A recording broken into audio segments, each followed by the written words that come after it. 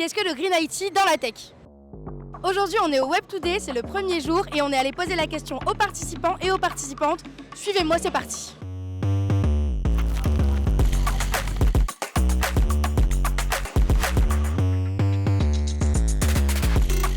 C'est quoi le Green IT pour toi?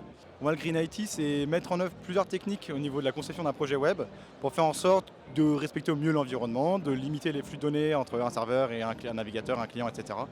Et c'est penser et intégrer toutes ces méthodes dans la conception du produit dès le départ. Faire des applications, faire des sites beaucoup plus respectueux des ressources, plus économes.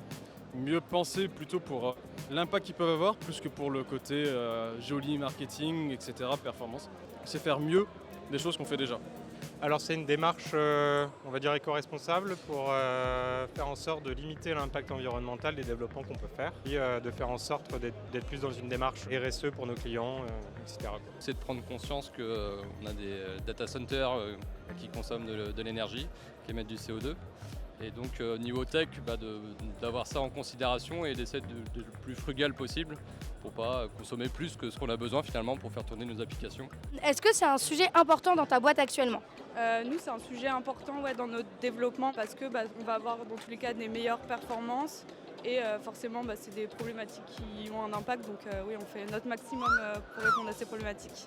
Alors pour l'instant, ça n'est pas un sujet développé, mais c'est un sujet en tout cas pour lequel on réfléchit énormément. On essaye de faire des petites actions chacun de notre côté, mais c'est vrai qu'un jour peut-être on pourra faire plus grand. Ouais, c'est un sujet qu'on prend à cœur.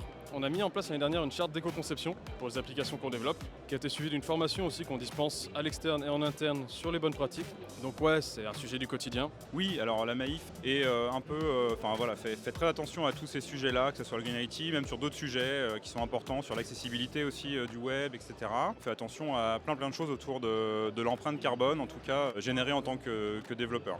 C'est quoi pour toi les grands défis à venir pour rendre l'industrie de la tech plus respectueuse de l'environnement? Parce qu'on sait notamment que l'informatique, ça se développe très vite et notamment les données, ça consomme beaucoup d'électricité. Et donc notamment, il y a des choses qui sont mises en place, notamment par les grands groupes, Google, tout ça, pour les data centers, faire en sorte qu'ils soient neutres en carbone.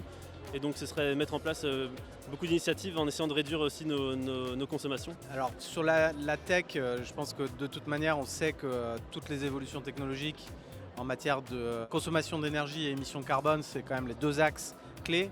On sait que la blockchain apporte beaucoup d'avantages, mais il va falloir trouver aussi les compensations qui vont avec. Moi, je suis très confiant dans la capacité finalement de la technologie à rendre plus sobre cet aspect numérique. Et puis, je reste convaincu qu'il y a plus d'avantages à une technologie qui va produire des services utiles et à impact positif que véritablement de surconsommation demain. Donc, il va falloir réussir à trouver le bon équilibre entre les deux mondes. Et après, nous, côté, on va dire plus développeurs, c'est de faire attention quand on fait du développement, de ne pas être trop gourmand sur les ressources qu'on va utiliser. Quand on fait du front, de ne pas télécharger trop de ressources, d'utiliser ce qu'on a besoin finalement. Prendre en compte les enjeux climatiques dès la conception de nos produits, afin que ça devienne naturel dans nos cycles.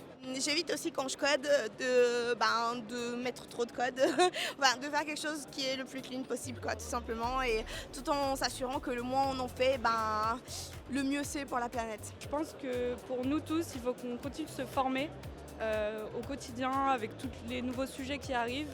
Pour nous, par exemple, en tant que développeurs, apprendre toujours des nouvelles pratiques et s'adapter. Est-ce que tu as un dernier mot pour nous?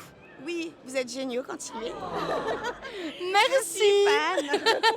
Il y a pas mal de démarches justement autour du Green IT sur Nantes, je trouve ça plutôt pas mal. Je sens qu'il y a toute une communauté, en tout cas sur Nantes, qui est assez intéressante autour de ça. Voilà, tout un tas de démarches en tout cas, qui vont dans le bon sens, je pense, et à continuer à développer. Non, mais je suis ravi d'être au Web Today, super. C'est bien d'avoir cette dynamique et cette vibe estivale, donc on est absolument ravis d'être présents. Le Web Today est un super festival qui fait beau, qu'on est dans une super ville et voilà. Donc bon festival à toutes et tous. Bonne journée. Merci. Et voilà, c'était le premier jour au Web Today. Merci aux participants et aux participantes d'avoir répondu à toutes nos questions. Un nouvel épisode de Au Micro se prépare demain. On parlera intelligence artificielle sur le festival. N'hésitez pas à nous suivre sur YouTube, à liker la vidéo et à laisser un petit commentaire. Ciao!